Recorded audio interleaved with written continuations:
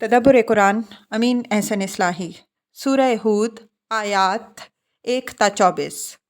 اعوذ باللہ من الشیطان الرجیم، بسم اللہ الرحمن الرحیم۔ الف لام را، کتاب احکمت آیاتہ ثم فصلت من لدن حکیم خبیر، اللہ تعبدوا الا اللہ اننی لکم منہ نذیر وبشیر، وان استغفروا ربکم ثم توبوا الیہ یمتعکم متاعا حسنا الی اجل مسمی وَيُؤْتِ كُلَّ ذِي فَضْلٍ فَضْلَهُ وَإِن تَوَلَّوْا فَإِنِّي أَخَافُ عَلَيْكُمْ عَذَابَ يَوْمٍ كَبِيرٍ إِلَى اللَّهِ مَرْجِعُكُمْ وَهُوَ عَلَى كُلِّ شَيْءٍ قَدِيرٌ أَلَا إِنَّهُمْ يَثْنُونَ صُدُورَهُمْ لِيَسْتَخْفُوا مِنْهُ أَلَا حِينَ يَسْتَغْشُونَ ثِيَابَهُمْ يَعْلَمُ مَا يُسِرُّونَ وَمَا يُعْلِنُونَ انہ علیم بذات الصدور۔ وما من دابۃ فی الارض الا علی اللہ رزقها ویعلم مستقرها ومستودعها کل فی کتاب مبین۔ وهو الذی خلق السماوات والارض فی ستۃ ایام وکان عرشہ علی الماء لیبلوکم ایکم احسن عملا ولئن قلت انکم مبعوثون من بعد الموت لیقولن الذین کفروا ان ھذا الا سحر مبین وَلَئِنْ أَخَّرْنَا عَنْهُمُ الْعَذَابَ إِلَىٰ أُمَّةٍ مَّعْدُودَةٍ لَيَقُولُنَّ مَا يَحْبِسُهُ أَلَا يَوْمَ يَأْتِيهِمْ لَيْسَ مَصْرُوفًا عَنْهُمْ وَحَاقَ بِهِم مَّا كَانُوا بِهِ يَسْتَهْزِئُونَ وَلَئِنْ أَذَقْنَا الْإِنسَانَ مِنَّا رَحْمَةً ثُمَّ نَزَعْنَاهَا مِنْهُ إِنَّهُ لَيَئُوسٌ كَفُورٌ وَلَئِنْ أَذَقْنَاهُ نَعْمَاءَ بَعْدَ ضَرَّاءَ مَسَّتْهُ لَيَقُولَنَّ ذَهَبَ السَّيِّئَاتُ عَنِّي إِنَّهُ لَفَرِحٌ فَخُورٌ إِلَّا الَّذِينَ صَبَرُوا وَعَمِلُوا الصَّالِحَاتِ أُولَئِكَ لَهُم مَّغْفِرَةٌ وَأَجْرٌ كَبِيرٌ فَلَعَلَّكَ تَارِكٌ بَعْضَ مَا يُوحَىٰ إِلَيْكَ وَضَائِقٌ بِهِ صَدْرُكَ أَن يَقُولُوا لولا أنزل عليه كنز أو جاء معه ملك إنما أنت نذير والله على كل شيء وكيل أم يقولون افتراه قل فأتوا بعشر سور مثله مفتريات وادعوا من استطعتم من دون الله إن كنتم صادقين فإن لم يستجيبوا لكم فاعلموا أنما أنزل بعلم الله وأن لا إله إلا هو فهل أنتم مسلمون من كان يريد الحياة الدنيا وزينتها نوفي إليهم أعمالهم فيها وهم فيها لا يبخسون أولئك الذين ليس لهم في الآخرة إلا النار وحبط ما صنعوا فيها وباطل ما كانوا يعملون أفمن كان على بينة من ربه ويتلوه شاهد منه ومن قبله كتاب موسى إماما ورحمة أولئك يؤمنون به ومن يكفر به من الأحزاب فالنار موئده فلا تكو في مرية منه إنه الحق من ربك ولكن أكثر الناس لا يؤمنون إنه الحق من ربك ولكن أكثر الناس لا يؤمنون ومن أظلم ممن افترى على الله كذبا أولئك يعرضون على ربهم ويقول الأشهاد هؤلاء الذين كذبوا على ربهم ألا لعنة الله على الظالمين الذين يصدون عن سبيل الله ويبغونها عوجا وهم بالآخرة هم كافرون أولئك لم يكونوا معجزين في الأرض وما كان لهم من دون الله من أولياء يضاعف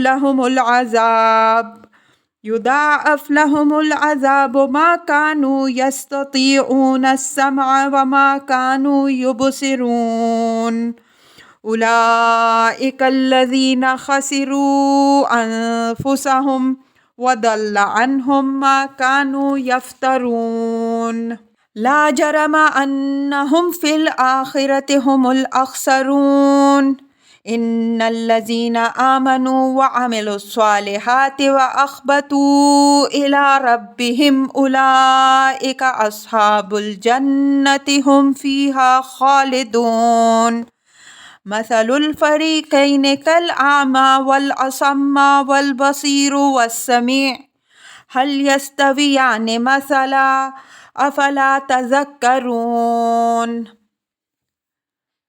ترجمہ: یہ الف لام را ہے۔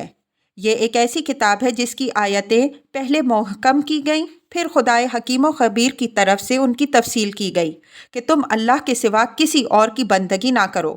میں تمہارے لیے اس کی طرف سے ہوشیار کرنے والا اور خوشخبری دینے والا ہوں، اور یہ کہ تم اپنے رب سے مغفرت چاہو، پھر اس کی طرف رجوع کرو، وہ تم کو ایک وقت معین تک اچھی طرح بہرہ مند کرے گا اور ہر مستحق فضل کو اپنے فضل سے نوازے گا۔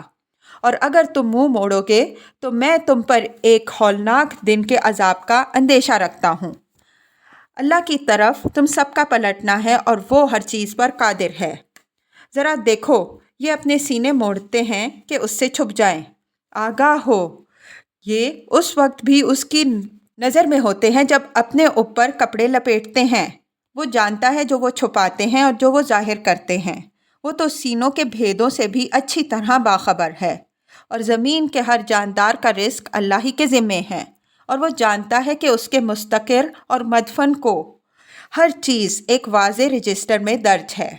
اور وہی ہے جس نے پیدا کیا آسمانوں اور زمینوں کو 6 دن میں، اور اس کا عرش پانی پر تھا کہ تم جانچتے کہ کون اچھے عمل کرنے والا ہے۔ اور اگر تم کہتے ہو کہ مرنے کے بعد تم لوگ اٹھائے جاؤ گے تو یہ کافر کہتے ہیں کہ یہ تو بس کھلا ہوا جادو ہے۔ اور اگر ہم ان سے عذاب کو کچھ مدت کے لیے ٹالے دیتے ہیں تو پوچھتے ہیں کہ اس کو کیا چیز روکے ہوئے ہے۔ آگاہ رہو کہ جس دن وہ ان پر آ دھمکے گا، ان پر سے اس کو ٹالا نہ جا سکے گا، اور جس چیز کا وہ مذاق اڑا رہے ہیں وہ ان کو آ گھیرے گی۔ اور ہم اگر انسان کو اپنے فضل سے نوازتے ہیں پھر اس سے اس کو محروم کر دیتے ہیں تو وہ مایوس اور ناشکرا بن جاتا ہے۔ اور اگر کسی تکلیف کے بعد جو اس کو پہنچی اس کو نعمت سے نوازتے ہیں تو کہتا ہے کہ میری مصیبتیں دفع ہوئیں، اور وہ اکڑنے والا اور شیخی بھگارنے والا بن جاتا ہے۔ صرف وہ اس سے مستثنیٰ ہیں جو صبر کرنے والے اور نیک عمل کرنے والے ہیں، انہی کے لیے مغفرت اور بڑا اجر ہے۔ شاید اس چیز کا کچھ حصہ تم چھوڑ دینے والے ہو جو تم پر وحی کی جا رہی ہے، اور اس سے تمہارا سینہ بھینچ رہا ہے کہ وہ کہیں گے کہ اس پر کوئی خزانہ کیوں نہیں اتارا گیا، یا اس کے ساتھ کوئی فرشتہ کیوں نہیں آیا۔ تو تم بس ایک ہوشیار کر دینے والے ہو، اور ہر چیز اللہ کے حوالے ہے۔ کیا یہ کہتے ہیں کہ اس نے اس کو گھڑ لیا ہے؟ ان سے کہو کہ پھر تم ایسی ہی 10 صورتیں گھڑی ہوئی لاؤ، اور اللہ کے سوا جن کو تم بلا سکو ان کو بھی بلا لو اگر تم سچے ہو۔ بس اگر وہ تمہاری مدد کو نہ پہنچیں تم سمجھ لو کہ یہ اللہ ہی کے علم سے اترا ہے، اور یہ کہ اللہ کے سوا کوئی معبود نہیں ہے۔ تو کیا اب تم مانتے ہو؟ جو دنیا کی زندگی اور اس کے سر و سامان کے طالب ہیں ان کے اعمال کا بدلہ یہیں چکا دیا جائے گا، اور ان میں کوئی کمی نہ کی جائے گی۔ یہی لوگ ہیں جن کے لیے آخرت میں آگ کے سوا کچھ بھی نہیں ہے، اور جو کچھ انہوں نے کیا کرایا ہے سب ہبط ہو جائے گا، اور باطل ہے جو کچھ وہ کرتے رہے ہیں۔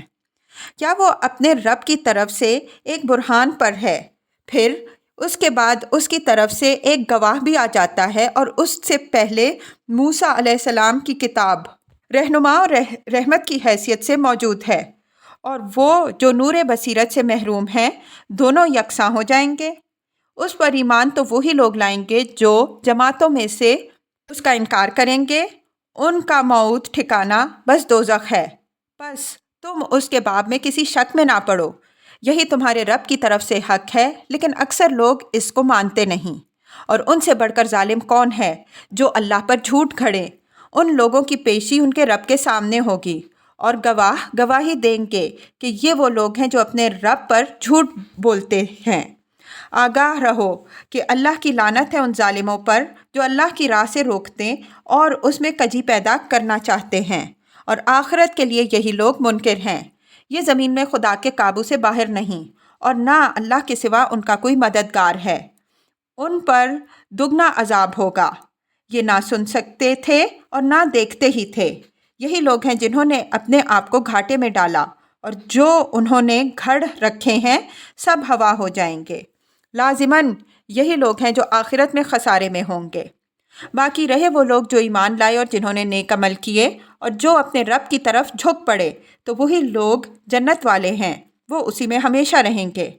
دونوں فریقوں کی تمثیل ایسی ہے کہ ایک اندھا اور بہرا ہو اور ایک دیکھنے والا اور سننے والا۔ کیا دونوں کا حال ایک جیسا ہو جائے گا؟ کیا تم لوگ دھیان نہیں کرتے؟ الفاظ کی تحقیق اور آیات کی وضاحت۔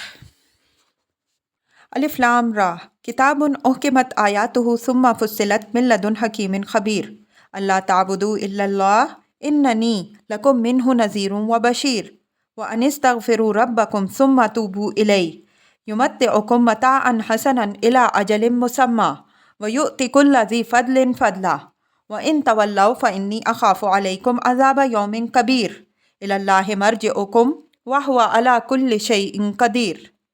الف لام را کتاب احکمت آیاتہ الی الآیہ۔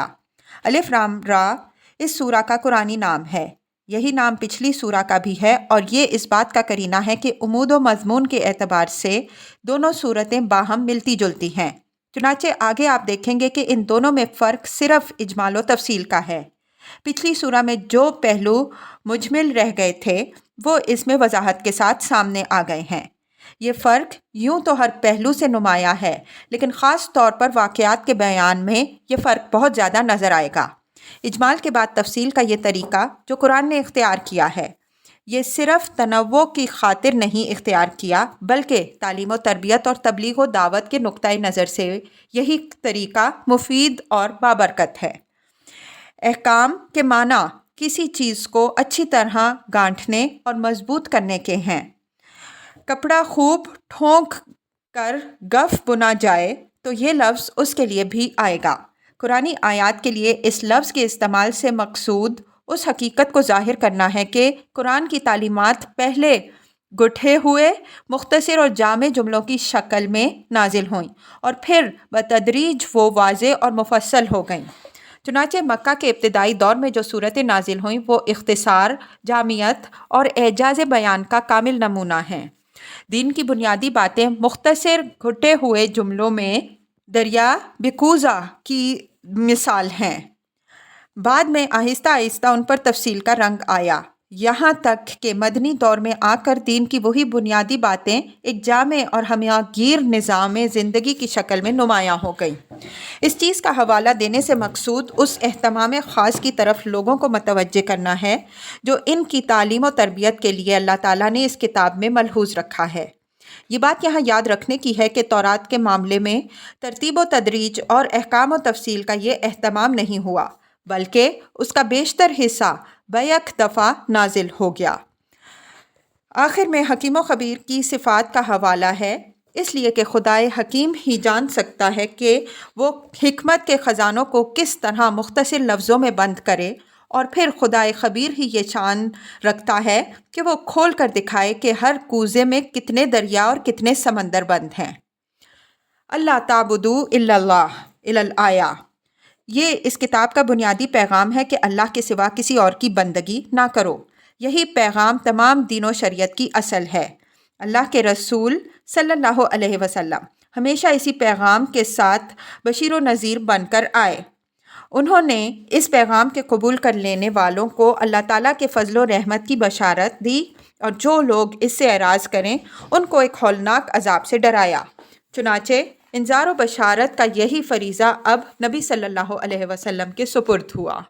وَأَنِ اسْتَغْفِرُوا رَبَّكُمْ ثُمَّ تُوبُوا إِلَيْهِ، یہ بشارت کا پہلو مذکور ہوا ہے کہ اپنے رب سے مغفرت مانگو اور اس کی طرف رجوع کرو، تو اللہ تعالیٰ ایک مدت معینہ تک اس دنیا میں تم کو اپنی نعمتوں سے بہرہ مند کرے گا اور ہر مستحق فضل کو خاص اپنے فضل سے نوازے گا۔ وَإِن تَوَلَّوْا إِلَى الْآیَةِ، یہ انذار کا پہلو بیان ہوا ہے کہ اگر اس دعوت سے منہ موڑو گے تو ایک ہولناک دن کے عذاب سے دوچار ہونے کے لیے تیار رہو۔ اس عذاب سے وہ عذاب مراد ہے جو رسول کی تکذیب کرنے والوں پر لازماً آتا ہے۔ رسول کے مان لینے والوں کو زندگی کی مہلت ملتی ہے اور کامیابی نصیب ہوتی ہے، جو اس وقت تک باقی رہتی ہے جب تک لوگ صحیح راستے پر استوار رہتے ہیں، لیکن رسول کے مکذبین اتمام حجت کی مہلت گزر جانے پر کسی ہولناک عذاب کے ذریعے سے یک قلم ختم کر دیے جاتے ہیں۔ اس آیت سے توبہ کے متعلق بھی یہ حقیقت سامنے آتی ہے کہ اس کے دو اہم رکن ہیں، ایک استغفار، دوسرا توبہ۔ استغفار تو یہ ہے کہ آدمی اپنے جرم کی اللہ تعالیٰ سے معافی مانگے اور اس سے آئندہ باز رہنے کا عہد کرے، اور توبہ یہ ہے کہ اللہ کی طرف رجوع کرے اور اس صحیح راہ کو اختیار کرے جس کی طرف اللہ نے رہنمائی فرمائی ہے۔ اگر آدمی جرم سے باز نہ آئے اور صحیح روش اختیار نہ کرے تو زبان سے لاکھ توبہ توبہ کرے، اس کی توبہ محض مذاق ہے۔ اِلَى اللَّهِ مَرْجِعُكُمْ إِلَى الْآیَةِ، اوپر مکذبین رسول کے لیے جس عذاب کا ذکر ہے اس کا تعلق اس دنیا سے ہے۔ اب یہ آخرت کے عذاب سے ڈرایا گیا ہے کہ اس کے بعد تمہاری واپسی خدا کی طرف ہونی ہے، اور وہ ہر چیز پر قادر ہے۔ وہ ہر چیز پر قادر ہے کہ ابہام کے اندر جو تخویف ہے وہ کسی تصریح کے اندر نہیں سما سکتی۔ الا انہم یثنون صدورہم لیستخفوا منہ الا حین یستغشون ثیابہم یعلم ما یسرون وما یعلنون انہ علیم بذات الصدور۔ ثنا کے معنی پھیرنے، موڑنے اور لپیٹنے کے ہیں۔ قاعدہ ہے کہ آدمی جب کسی بات کو غرور اور نفرت کے سبب سے سننا نہیں چاہتا تو مونڈھے جھکا کر اور سینہ موڑ کر وہاں سے چل دیتا ہے۔ اسی حالت کو سورہ حج آیت 9 میں ثانیہ عطفہ سے تعبیر فرمایا ہے، اور یہاں یثنون صدورہم سے۔ اسی چیز کی ایک شکل یہ بھی ہوتی ہے کہ آدمی اپنی چادر سنبھالتا اور اپنے اوپر لپیٹتا اور چل دیتا ہے، اس کو استغشائے ثیاب سے تعبیر فرمایا ہے۔ مثلاً سورہ نوح آیت 7 میں ہے وَإِنِّي كُلَّمَا دَعَوْتُهُمْ لِتَغْفِرَ لَهُمْ جَعَلُوا أَصَابِعَهُمْ فِي آذَانِهِمْ وَاسْتَغْشَوْا ثِيَابَهُمْ وَأَصَرُّوا وَاسْتَكْبَرُوا اسْتِكْبَارًا، اور میں نے جب ان کو دعوت دی کہ تو ان کی مغفرت فرمائے، انہوں نے اپنے کانوں میں انگلیاں ٹھونس لیں اور اپنی چادریں لپیٹ لیں اور ضد کی اور نہایت گھمنڈ کیا۔ اب اس آیت میں تصویر ہے اس رویے کی جو پیغمبر صلی اللہ علیہ وسلم کے انذار کے جواب میں متکبرین قریش اختیار کرتے تھے کہ غرور سے سینہ موڑ کے وہاں سے چل دیتے اور اس طرح اپنے زوم میں گویا خدا اور اس کے انذار سے اپنے آپ کو محفوظ سمجھتے تھے۔ انسان کی حماقتوں میں سے ایک حماقت یہ بھی ہے کہ وہ ایک حقیقت کا مواجہہ کرنے سے گریز کرتا ہے اور سمجھ بیٹھتا ہے کہ اب وہ حقیقت نہیں رہی، حالانکہ کسی کے گریز کرنے سے حقیقت پر کوئی اثر نہیں پڑتا۔ شتر مرغ طوفان کا احساس کر کے اپنا سر ریت میں چھپا لیتا ہے تو اس سے طوفان کا رخ تبدیل نہیں ہو جاتا۔ اسی طرح اگر خدا انذار فرما رہا ہے تو اس سے چھپنے کی یہ تدبیر بالکل ہی احمقانہ ہے کہ اس کو سننے سے گریز کیا جائے۔ آخر خدا سے آدمی کہاں چھپ سکتا ہے؟ وہ تو اس وقت بھی لوگوں کو دیکھتا ہے جب لوگ اپنے اوپر اپنی چادریں لپیٹتے ہیں۔ وہ تو ظاہر سے بھی واقف ہوتا ہے اور پوشیدہ سے بھی، اور سینوں کے تمام اسرار سے بھی۔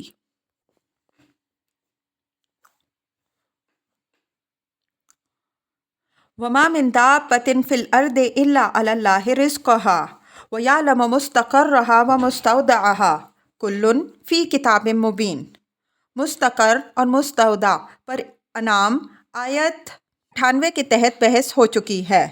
مستقر سے مراد وہ ٹھکانہ ہے جہاں انسان زندگی کے دن گزارتا ہے، اور مستودع سے مراد وہ جگہ ہے جہاں وہ مرنے کے بعد زمین کے سپرد کیا جاتا ہے۔ اس آیت میں اسی مضمون کی مزید وضاحت ہے جو اوپر والی آیت میں گزرا، کہ خدا کا علم ہر چیز کا احاطہ کیے ہوئے ہے، کوئی اس سے بھاگ یا چھپ نہیں سکتا۔ فرمایا کہ وہ خدا ہی ہے جس کے ہاتھوں ہر جاندار کو روزی مل رہی ہے۔ مطلب یہ کہ جو ہر جاندار کو، وہ جہاں بھی ہو، پہاڑوں کی چوٹیوں پر یا سمندر کی تہوں میں، گھنے جنگلوں میں یا آباد شہروں میں، اس کا مقدر رزق پہنچا رہا ہے۔ کیا اس سے کوئی چیز مخفی ہو سکتی ہے؟ پھر اس میں خدا سے چھپنے کی کوشش کرنے والوں کے لیے ایک مخفی ملامت بھی ہے کہ حیف ہے ان لوگوں پر جو اس کی بات سننے سے گریز کر رہے ہیں، جس کے بخشے ہوئے رزق پر پل رہے ہیں۔ یعلم مستقرہا و مستودعہا، وہ ہر ایک کے مستقر کو بھی جانتا ہے اور اس کے مدفن کو بھی جانتا ہے، جہاں وہ مرنے کے بعد زمین کی امانت میں دیا جاتا ہے۔ مدفن کے لیے مستودع کیا لفظ استعمال کرنے میں یہ بلیغ تذکیر ہے کہ کوئی یہ نہ سمجھے کہ جب وہ مر گیا تو بس فنا ہو گیا۔ وہ فنا نہیں ہو جاتا، بلکہ وہ زمین کی امانت میں دے دیا جاتا ہے، اور ایک دن آئے گا جب زمین یہ امانت اپنے رب کے حوالے کرے گی۔ کلٌ فی کتاب مبین، ہر چیز ایک واضح رجسٹر میں درج ہے، نہ کوئی چیز درج ہونے سے رہ گئی اور نہ کسی چیز کی تلاش کے لیے کوئی زحمت اٹھانی ہے۔ وَهُوَ الَّذِي خَلَقَ السَّمَاوَاتِ وَالْأَرْضَ فِي سِتَّةِ أَيَّامٍ وَكَانَ عَرْشُهُ عَلَى الْمَاءِ لِيَبْلُوَكُمْ أَيُّكُمْ أَحْسَنُ عَمَلًا وَلَئِن قُلْتَ إِنَّكُمْ مَبْعُوثُونَ مِن بَعْدِ الْمَوْتِ لَيَقُولَنَّ الَّذِينَ كَفَرُوا إِنَّ هَٰذَا إِلَّا سِحْرٌ مُّبِينٌ إِنْ هَٰذَا إِلَّا سِحْرٌ مُّبِينٌ۔ یہ اس جزا و سزا کا بیان ہے جس سے ان کو ڈرایا جاتا ہے، لیکن وہ اس کو تسلیم کر کے اس کے لیے تیاری کرنے کے بجائے اس کا مذاق اڑاتے ہیں۔ فرمایا کہ وہی خدا ہے جس کے رزق پر تم سب پل رہے ہو، وہی ہے جس نے آسمانوں اور زمین کو 6 دنوں میں پیدا کیا، اور اس سے پہلے اس کی حکومت پانی پر تھی۔ ہم دوسرے مقام میں واضح کر چکے ہیں کہ 6 دنوں سے یہ ہمارے دن مراد نہیں، بلکہ خدائی دن مراد ہیں، جن میں سے ہر دن ہمارے ہزاروں سال کے برابر ہوتا ہے۔ ہم ان کو ادوار سے تعبیر کرتے ہیں۔ یہ دنیا کا 6 ادوار میں درجہ بدرجہ ظہور میں آنا اور اپنے نقطۂ کمال کو پہنچنا اس حقیقت کو ظاہر کرتا ہے کہ اس کا ظہور کوئی اتفاقی حادثہ نہیں، بلکہ اس کے خالق نے ارادہ، اسکیم، ترتیب اور حکمت کے ساتھ اس کو وجود بخشا۔ یہ ارادہ، اسکیم اور ترتیب و حکمت اس بات کی شہادت ہے کہ یہ کوئی بے غایت و بے مقصد کارخانہ نہیں ہے، بلکہ اس کے پیچھے ایک عظیم غایت ہے جس کا ظہور میں آنا لازمی ہے۔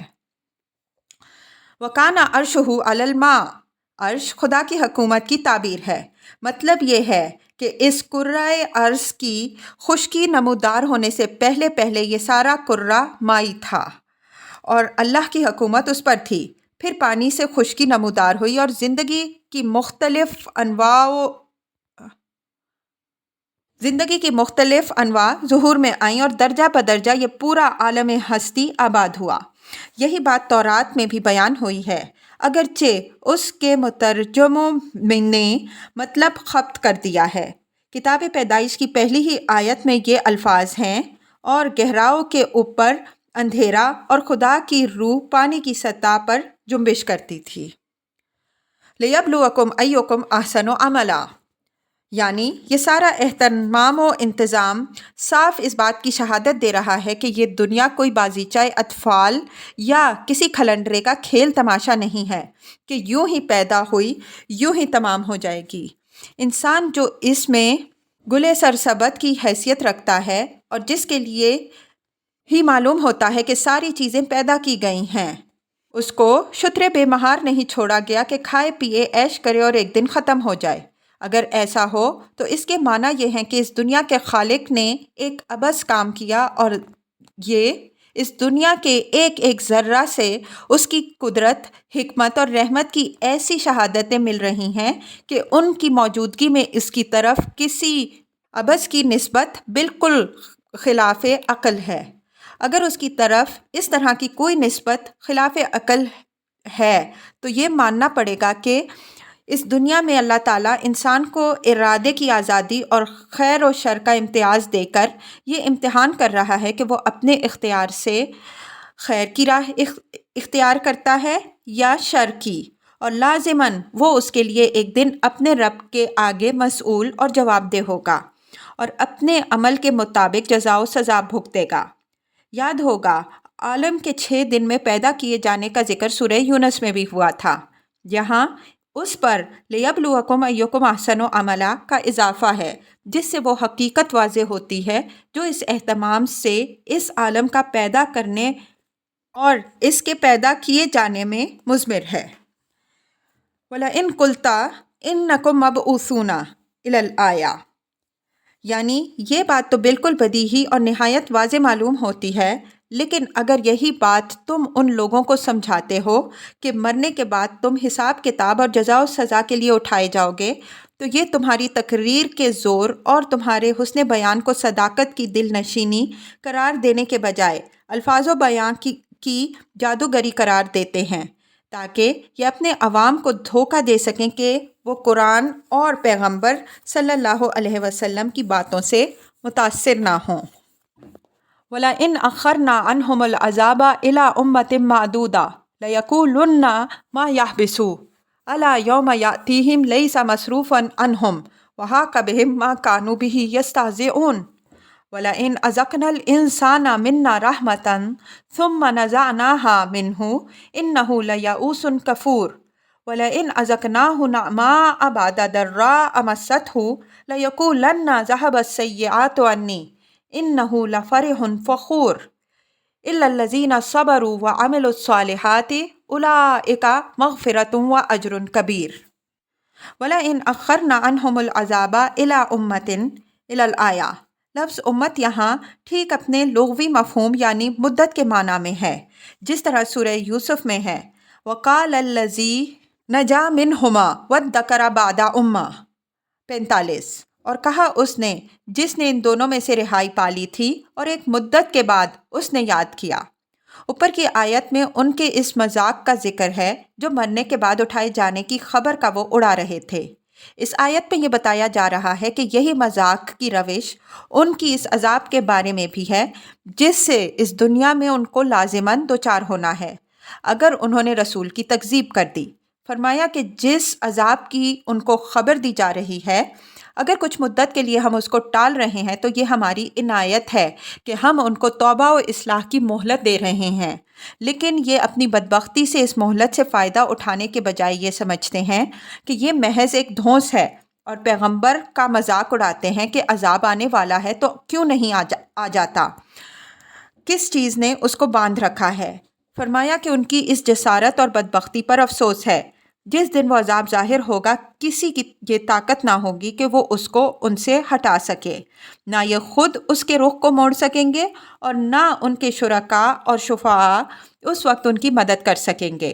وہ عذاب کو اپنے گرداب میں لے لے گا، وہ عذاب ان کو اپنے گرداب میں لے لے گا جس کو یہ دل لگی سمجھتے اور جس کا یہ مذاق اڑا رہے ہیں۔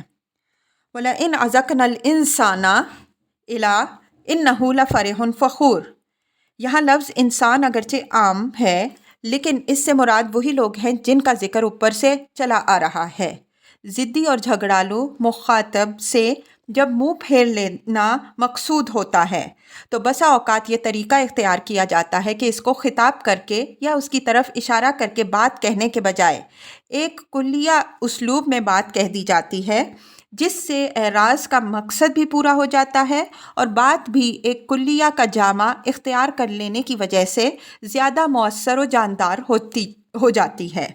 یہی اسلوب تقریر یہاں اختیار کیا گیا ہے اور اس کی نہایت بلیغ مثالیں آگے آئیں گی۔ اس اسلوب کے فوائد پر انشاءاللہ ہم کسی موضوع مقام پر بحث کریں گے۔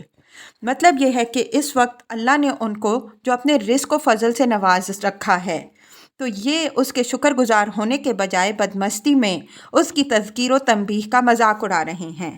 ان کو عذاب سے ڈرایا جاتا ہے تو ڈرنے کے بجائے ڈھیٹ ہو کر عذاب کا مطالبہ کر رہے ہیں۔ ان کی اس حالت پر صبر کرو اور ان کو نظر انداز کرو۔ عام طور پر لوگوں کا حال یہی ہوتا ہے کہ جب اللہ ان کو اپنے فضل سے نوازتا ہے تو وہ اس کے شکر گزار ہونے کے بجائے اکڑنے لگتے ہیں، اور جب ذرا خدا کی گرفت میں آ جاتے ہیں تو فوراً دل شکستہ اور مایوس ہو جاتے ہیں۔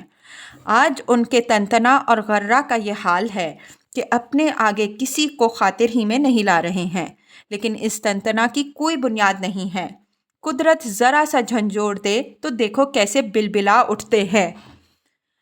اِلَّا الَّذِينَ صَبَرُوا وَعَمِلُوا الصَّالِحَاتِ الآیہ، یہ ان لوگوں کا بیان ہے جو مذکورہ عام کلیہ سے مستثنیٰ ہیں۔ یہ وہ لوگ ہیں جو کسی آزمائش اور مصیبت میں گرفتار ہوتے ہیں تو اللہ سے مایوس اور دل شکستہ ہونے کے بجائے اس کی رحمت کی امید پر صابر و مطمئن رہتے ہیں، اور جب اس کے فضل و نعمت سے نوازے جاتے ہیں تو اکڑنے اور مغرور ہونے کے بجائے اس کے شکر گزار ہوتے ہیں اور نیک عمل کرتے ہیں۔ مصیبت ان کی صبر کی صفت کو مستحکم کرتی ہے اور نعمت ان کے لیے شکر اور اعمال صالحہ کی راہیں کھولتی ہے۔ یہی لوگ انسانیت کے گلے سرسبد ہیں اور ان کے لیے اللہ کے ہاں مغفرت اور اجر عظیم ہے۔